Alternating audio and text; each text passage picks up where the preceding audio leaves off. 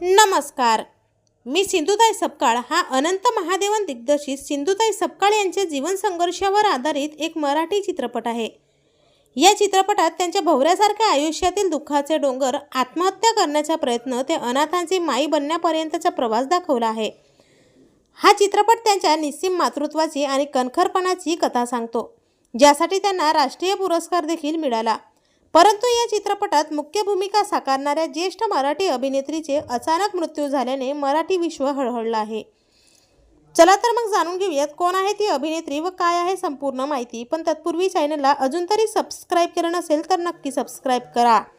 मित्रांनो, या चित्रपटात सिंधुताईची प्रमुख भूमिका साकारणारी ज्येष्ठ अभिनेत्री ज्योती चांदेकर यांचे अचानक निधन झाले।